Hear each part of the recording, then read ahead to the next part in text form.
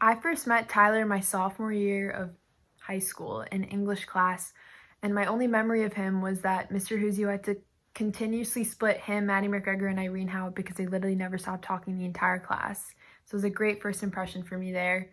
And then junior year, I saw that he was in my pre-cal class on the roster, and I was a little bit nervous because the year before that, his brother had yelled at me in front of the whole entire school. So I was really excited to see what the other Leach brother had in store for me.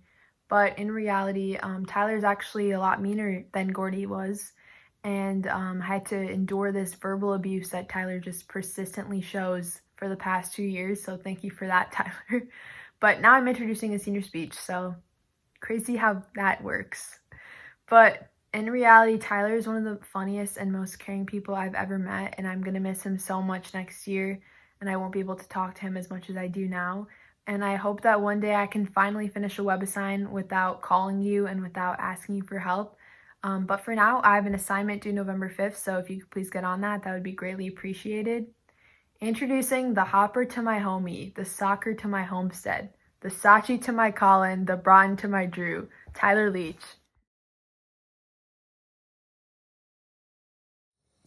If you know me, then you probably know I had a traumatic experience happen to me right after I got my driver's license sophomore year. I can still remember it vividly. The day was December 6th. It was a dark, icy, and cold winter night. I had just gotten my license the week before, and I was a very excited new driver. Although, unfortunately for me, my car that I was driving at the time was a stick shift. Now, I'm not putting all my blame on that stick that had to control the car, but I would say it was a major factor in this event. That day, after school, I drove to Cedarburg with Irene to pick up one of my friends, and let me say, the ride to Cedarburg was eventful enough to the point where I was already defeated with my driving skills.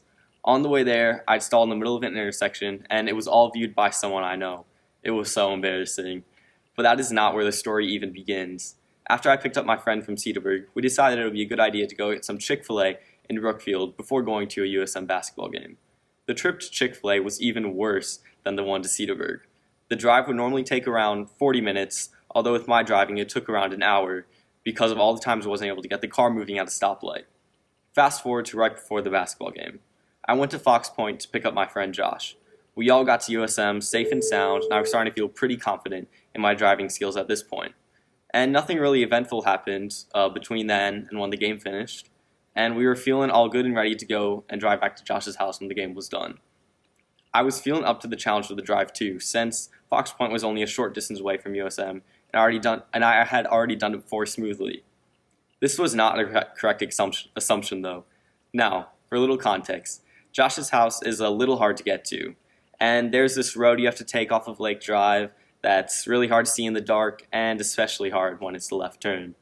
So with that in mind, I was cruising, listening to Die Young by Kesha, and then it came to that deathly left turn. I heard my friend yell, "Turn left!" And when I heard that, I immediately went to neutral, turned the wheel, and let the car take its course. Unfortunately, when I had turned left, there was not a road present. Instead, it was a row of trees. And suddenly, everything went into slow motion, the headlight shining on the trees in front of us, the words, "Those are trees!" And I was in shock. The car ended up hitting and then knocking over two trees and completely ruining the front bumper, fender, and headlights of my car. This event has really taught me to be more careful and considerate when I'm driving, and I still live with the consequences of the event today, with a tree debt I had, and then it also gave me a good story to tell today and remind me to never do anything on an impulse when I'm driving. Thank you.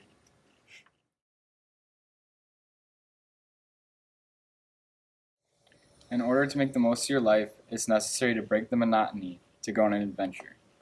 Adventures big and small, whether noisy and glamorous, or subtle and deep, whether it plays out on a global stage or within your own suburb, whether it involves changing the world or just improving yourself, an adventurous approach to life is a requirement for the person you're capable of being and making your marks in the life of others, and experiencing a sense of lasting fulfillment along the way. An adventure is more than just a journey. It's not simply a means of traveling from point A to B. An adventure is more, filled with risk and reward, unpredictable twists, guaranteed obstacles, and surprising results. You can dream and talk the talk, but an adventure has to be experienced in disbelief, terror, amazement, or bliss. It is an essentially existential endeavor that calls to play all aspects of your character, testing not only your knowledge, but your values. An adventure can be frightening or it can be great. It can cause pain or produce joy. It can end badly or well, but you never experience an adventure unchanged. In fact, adventure is all about change. Successful lives often grow out of successful adventures. And the adventure of your life is so important that it demands the best of your attention and energy every day to live. Adventures involving exploration and conquest often come to call our deepest imagination, and deep down we've somehow known that our life is meant to encompass these challenging adventures. It's even said by some that our life reaches its pinnacle within an adventure, and yet it is something we too easily forget to apply to our own lives in this world. We might dream of fabulous adventures in our innermost thoughts, but thrown into an actual one, we often react with anxiety, aversion, and fear. In search of adventure, or in the absence of it, in a sense, we often forget that adventure surrounds us every day and in many ways. And right now, it seems we are all living through one, the coronavirus.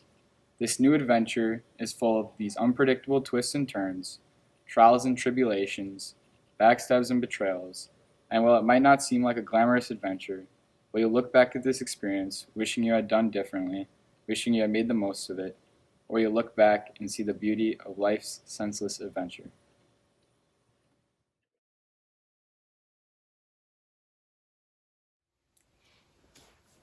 Good afternoon. My name is Elodie Toro, and I'm here today to introduce my twin sister, Evie Toro. Growing up, I always looked down to Eve because she was always shorter than me, but now we're about the same height. One of my favorite activities with Eve is making fun of her funny Snapchat stories, but then she blocks me for the rest of the night. Anyways, Eve and I have been friends ever since our womb days, as we call them. Even though she messed up my neck after sitting on my head for about 9 months, I forgave her because it was quite crowded in there anyways. In all seriousness, I can't imagine life without her. She's the best twin sister I could ever ask for. Eve is fun, loyal, trustworthy, and caring. Although I don't know where we'll both be next year, I want her to know I love her very much, and I'm also very proud of her. And now introducing the twin to my sister and the Eve to my Ella, here is Eve DeToro. I spent many years thinking about this speech. More recently, though, it has become a significant factor in my stress. Not only because this is a big deal, not to mention college applications being due as I speak, but also that I've watched seniors year after year get up in front of the school and talk about something moving, engaging, entertaining, or even boring. These past weeks, I've debated talking about something funny, like sharing stories of growing up with 4 siblings. I have countless crazy tales regarding my sisters, Ella and Annie, and my brothers Jonah and Jake. But I've decided to focus on one sibling, Jonah. Many of you may or may not know that my brother Jonah has brain and spine cancer. But don't worry, he is doing all right and he is winning the fight as we speak, which is why he isn't here today. I don't want to focus on all of his hardships and challenging times, but rather his better and exciting times. When Jonah was first diagnosed again this summer, my siblings and I decided to make a video for him. We set out private messaging probably around 100 celebrities. While we received very few responses, one from Shubham from the Netflix show The Circle, and another from Hall of Fame retired Packer player Brett Favre. Not to mention Josh Peck leaving all of my messages unread and not responding to any of them. Nevertheless, we were excited by what we received. At the time, these 2 responses were enthralling for my siblings and me, and we were so excited to show the videos to Jonah after his first round of chemotherapy. But they will never compare to Jonah's more recent celebrity response. As Jonah has been a huge fan of Travis Scott for years, attending multiple concerts, Jonah tweeted him when trying his famous Travis Scott McDonald's meal from the hospital during a round of chemotherapy. Expecting a few likes from his friends and Twitter followers, Jonah and the rest of my family were shocked to see that his tweet initially had around 5,000 retweets. Later that night, Jonah looked at his phone and was greeted with a tweet from the one and only Travis Scott. With thousands of new followers and retweets from other Travis Scott fans, Jonah's newfound fame was exciting to him and the rest of the family. Jonah's reaction to this tweet was probably the most excited I've ever seen him, as he even woke up my dad in the middle of the night. But what I love most about Jonah is instead of being excited for himself, he was more uncomfortable with all of his new attention, which is just what we'd expected from him. Jonah is a kind and strong individual, and despite all of his pain through cancer, while extremely challenging, he remains kind to everyone, full of empathy, and above all, a strong and brave inspiration to myself and many others. Thank you. Thomas, we're going to miss you next year. We know you will do great things in college. When you're super successful in whatever you do later in life, make sure not to forget us. I'll always remember the story of when we were 8 years old. You, Charlie, and I were in the wilderness, all alone, when a fierce 7-foot grizzly bear approached us. You were the first person to defend us. You approached the bear, ripped off your shirt to reveal your equally hairy chest, looked at him deeply in the eyes and told him, "Hey, bear, you will not hurt my friends," scaring the bear so much that he did just that and left us alone. Thank you, Thomas, for being the best friend we could ask for.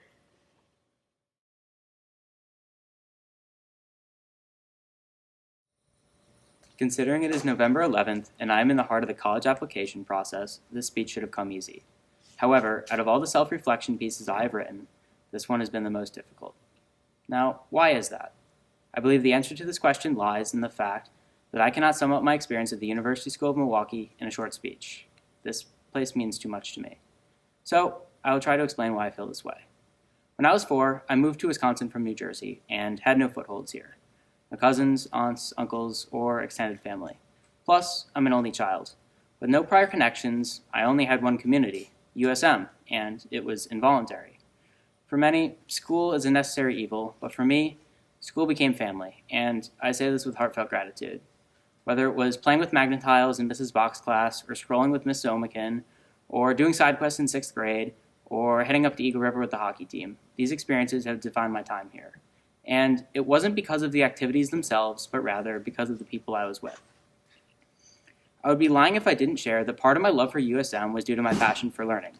However, the reality is that I grew to love USM because of my connection to its people. What is important to note is the mutual respect amongst my peers where one's quirky talents and interests are valued, encouraged, and applauded. For example, many of you know that I've had a lifelong love for geography, a rather odd interest. Many of my friends like to share this tidbit of information with others, and frankly, I don't know why. Objectively, it's a weird interest. But instead of being labeled weird or even ostracized for my passion, I've been supported. I've come to realize that this is a form of commendation, a testament to the character of those at USM. At USM, we value the success of our peers, we take interest in their interests, and we have each other's backs. I think this is really unique, and this is why I've kept USM so close to my heart. Sometimes you get thrown in the deep end, stripped down to the bone, or have a curveball thrown your way. I've had all three. And it is in these experiences that have formed my closest relationships, and to them, I say thank you. I've attended USM for 14 years, and through my time here, I have learned that being part of a community requires both giving and receiving. I'm indebted to USM for not only my education, but also for providing a home. In return, I've worked hard to give back to this community that has fostered my growth. As we start to branch out and become parts of new communities, it is important to bring the characteristics of USM with us. Take interest in the interests of new friends, have their backs, and celebrate their successes. Thank you.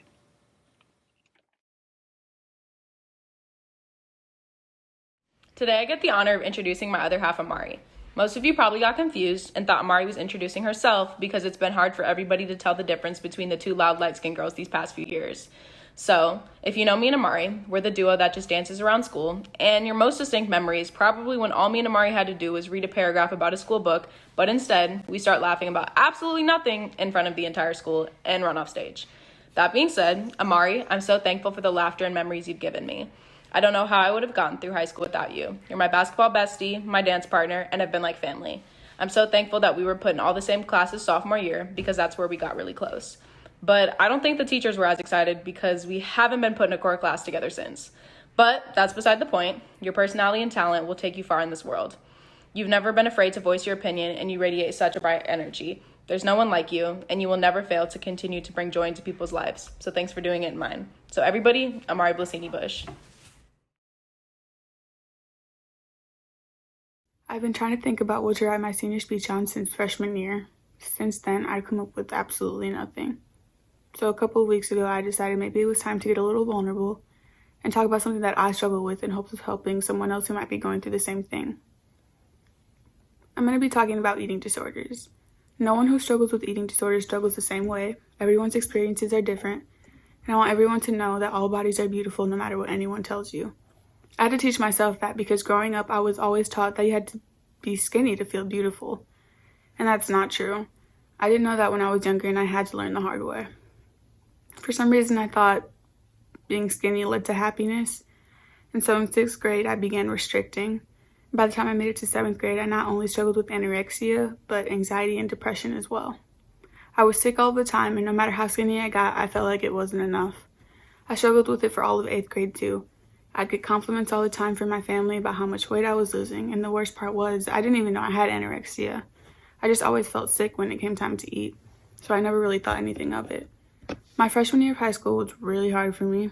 My depression and anxiety worsened, and because I had been restricting for so long, my body couldn't take it anymore. So I began to binge, and I was diagnosed with binge eating disorder. I was too scared to talk to my therapist about it. So I struggled with it for about 2.5 years. After that, sometime during my junior year, I just kind of reached my breaking point, and I couldn't take it anymore. And I became anorexic again. And it got to the point where I was passing out at church and having blackouts during basketball games. And my coaches made me realize, along with my parents, that I needed to seek help. And I always knew that, but I never really wanted to face the truth.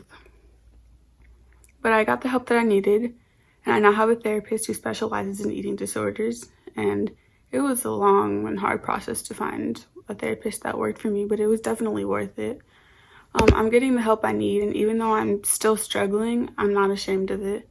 I know there are so many young people everywhere who struggle with eating disorders, and I want you to know that you're not alone. No matter what you look like, you're beautiful inside and out. No matter what you're going through, although it may feel like no one understands you, you should still seek help, especially if you know you need it. You're not alone, and you don't have to feel like you are.